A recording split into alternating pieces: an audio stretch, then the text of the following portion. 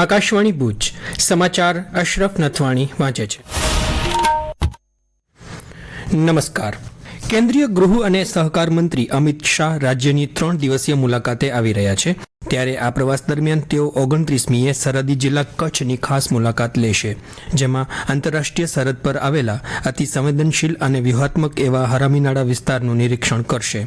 આ ઉપરાંત ભૌગોલિક રીતે અત્યંત કપરા અને દલદલવાળા ક્રીક વિસ્તારની મુલાકાત લઈ સીમા સુરક્ષા દળ દ્વારા લેવાયેલા સુરક્ષા પગલાંની તેઓ પ્રત્યક્ષ સમીક્ષા કરશે અને ઉચ્ચ અધિકારીઓ સાથે બેઠક યોજી સીમા સુરક્ષાના પડકારો અંગે ચર્ચા કરશે. ગાંધીધામના લોકો જેની રાહ જોઈ રહ્યા હતા તે આતુરતાનો આખરે અંત આવ્યો છે અને ગાંધીધામ મહાનગરપાલિકાના મેયર, ડેપ્યુટી મેયર અને સ્ટેન્ડિંગ ચેરમેન સહિતના નામોની જાહેરાત કરવામાં આવી છે. ગાંધીધામના પ્રથમ મેયર તરીકે દિવ્યાબેન નાથાણીની પસંદગી કરાઈ છે. વોર્ડ નંબર 10માંથી વિજેતા બનેલા દિવ્યાબેન નાથાણી ઘણા સમયથી ભાજપ સાથે જોડાયેલા છે અને તેઓ ગાંધીધામ નગરપાલિકાના ઉપપ્રમુખ પણ રહી ચૂક્યા છે. મેયર ઉપરાંત ડેપ્યુટી મેયર નવીન ઝરુ, સ્ટેન્ડિંગ ચેરમેન તેજસ શેઠ, શાસક પક્ષના નેતા ભરત મીરાણી, દંડક તરીકે સુરેશ દુવાના નામોની જાહેરાત કરવામાં આવી છે. વિવિધ હોદ્દેદારોના નામ જાહેર થતાં ઉજવણીનો માહોલ જોવા મળ્યો છે. ઉલ્લેખનીય છે કે સ્થાનિક સ્વરાજ્યની ચૂંટણીઓમાં 15 મહાનગરપાલિકામાં ભાજપનો વિજય થયો છે. ત્યારે આજથી તબક્કાવાર રીતે રાજ્યની વિવિધ મહાનગરપાલિકાઓમાં નવા મેયર અને ડેપ્યુટી મેયરની પસંદગી પ્રક્રિયા કરવામાં આવી રહી છે. કંડલા બંદર પ્રશાસને જહાજો વહેલી તકે માલ ખાલી કરે તે માટે કડક વલણ અપનાવ્યું છે. જેના ભાગરૂપે દીનદયાળ પોર્ટ ઓથોરિટી દ્વારા કાર્ગો જહાજો માટેની બર્થિંગ પોલિસીમાં આંશિક સુધારો કરતું નવું સર્ક્યુલર જાહેર કરાયું છે. આ નવી નીતિ તાત્કાલિક અસરથી લાગુ થઈ છે અને નિયમોનું ઉલ્લંઘન કરનારા જહાજોને પ્રતિ કલાક 10,000 રૂપિયાનો દંડ ફટકારવામાં આવશે. આ ઉપરાંત બંદર પર કાર્ગો હેન્ડલિંગની ક્ષમતા અને ઝડપ વધારવા માટે તમામ પ્રકારના માલસામાન માટે નક્કી કરેલા પ્રોડક્ટિવિટીના ધોરણોમાં 15% સીધો વધારો કરી દેવામાં આવ્યો છે.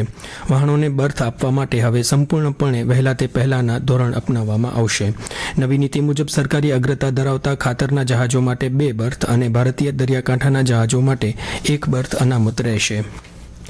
અરબી સમુદ્રમાં કરંટ અને રફ દરિયાની સ્થિતિ વચ્ચે અબડાસા અને લખપતનો દરિયા કિનારો સુરક્ષા એજન્સીઓ માટે સતત દોડધામ અને તપાસનું કેન્દ્ર બન્યો છે.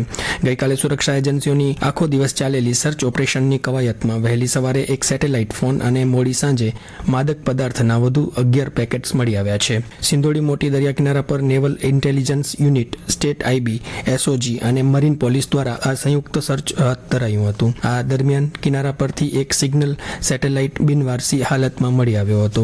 સૂત્રોના જણાવ્યા મુજબ સીલપેક હાલતમાં મળેલા આ સેટનો ઉપયોગ દરિયામાં જહાજ ડૂબવા જેવી ઇમરજન્સી વખતે આસપાસના અન્ય જહાજો કે બચાવ ટીમને મદદનો સંદેશો આપવા માટે થાય છે.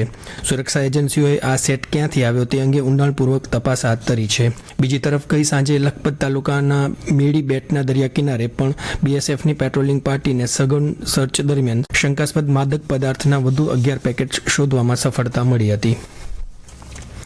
કચ્છના વન્યજીવન પર્યાવરણ માટે મહત્વરૂપ ઘટના અંતર્ગત મધ્યપ્રદેશથી 4 ચિત્તા જિલ્લાના બન્ની વિસ્તારના ઘાસિયા મેદાનોમાં સ્થળાંતર કરવામાં આવશે. મધ્યપ્રદેશમાં પુનઃવસન કરાયેલા આફ્રિકન ચિત્તાઓને રાષ્ટ્રીય વાઘ સંરક્ષણ પ્રાધિકરણ અને ચિત્તા સ્ટીયરિંગ કમિટીએ બન્નીના ઘાસિયા મેદાનોમાં સ્થળાંતરિત કરવાની મંજૂરી આપી દીધી છે.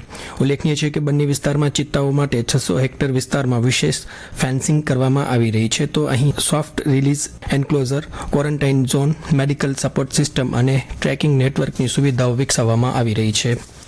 ભચાઉ પોલીસ સ્ટેશન અને ભચાઉ ડિવિઝન પોલીસ દ્વારા સંવેદનશીલ વિસ્તારોમાં અસામાજિક તત્વોને ડામવા અને પ્રોહિબિશન તેમજ જુગારની પ્રવૃત્તિઓને નાબૂદ કરવા માટે સઘન સરપ્રાઇઝ કોમ્બિંગ હાથ ધરવામાં આવ્યું હતું.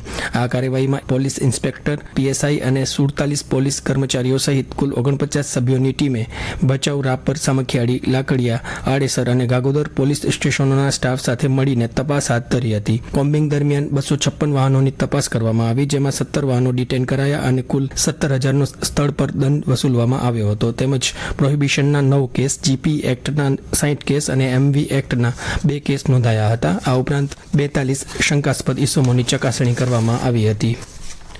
જિલ્લામાં સરકારી કર્મચારીઓની અન્ય જિલ્લામાં બદલી થવાનો સિલસિલો યથાવત રહ્યો છે. જિલ્લાના વિવિધ તાલુકા મથકો ખાતે ફરજ બજાવતા 21 મહેસૂલી તલાટીની જિલ્લા ફેર બદલી કરાઈ છે. બદલી પામેલા તલાટીમાંથી મોટાભાગના કર્મચારીઓની બદલી બનાસકાંઠાના વાવ અને થરાદ વિસ્તારમાં કરાઈ છે. આ સાથે સમાચાર બુલેટિન પૂરું થયું. નમસ્કાર.